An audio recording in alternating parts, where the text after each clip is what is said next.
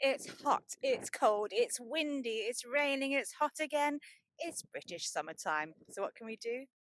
Just keep on growing.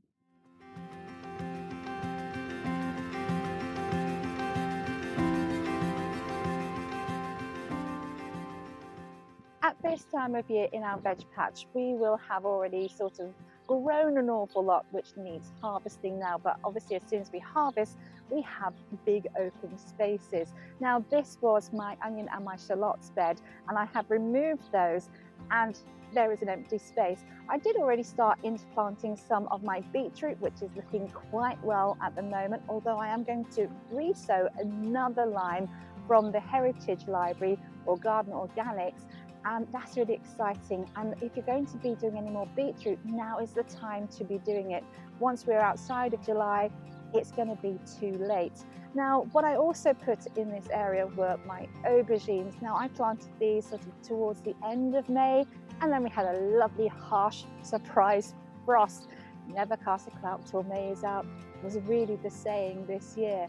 Now, eggplants or aubergines can be grown outside in the ground here in the UK, but I'm in the East Midlands, and I possibly think that if you're going any further north, you may struggle. And this is where you put them in a polytunnel or in a greenhouse. Now, some of these I did actually have in my greenhouse at home, and I can already see on this one, you've got flowers, and actually I already have some fruit on here. Now, ideally, you don't want to be planting things out when they are fruiting. I'm a bit gung-ho and I'm going to go for it.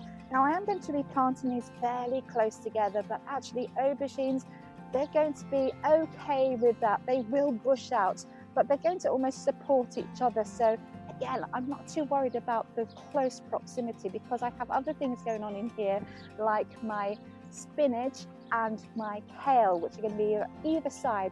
They're not going to grow taller, but by the time I'm actually harvesting these, they're not going to be restricted on the light. They are going to be fine. So very similar to what I normally do, I am going to be digging a hole, but I'm not going to be using my dibber this time. I'm going to be using my hand trowel. Now, I need to make sure that I am digging down far enough for the actual size of the pots that I have with these ones. And I'm just going to sort of tip them out, give a bit of a squeeze and a tease like usual, just to free up some of those roots, and then pop it into the ground, and then just put the soil around either side and push it in. Now, with these aubergines, I actually have quite a few different varieties. I think I've got about 3 varieties here, but my labeling has let me down. I have got some of the sort of white fingers, I have got the black beauty, which are the big ones, and then I have some of the sort of dark purple finger aubergines as well.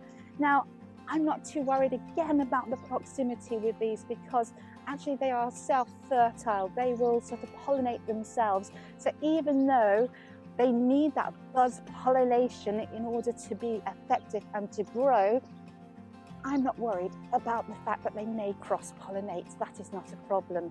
Now, if you are sort of more northern and you are growing inside a polytunnel or in a greenhouse, you do need the buzz pollinators. So what I would suggest is make sure that you do have some doors open on whichever one that you are using, so that those bugs and those bees will be able to get in, buzz around and help to pollinate your aubergines or your eggplants. So lots of things to do. I've still got all my cauliflowers that really need to come up, and that's going to mean another empty space that I'm just going to be filling with things for autumn, as well as already in the middle of summer thinking about winter.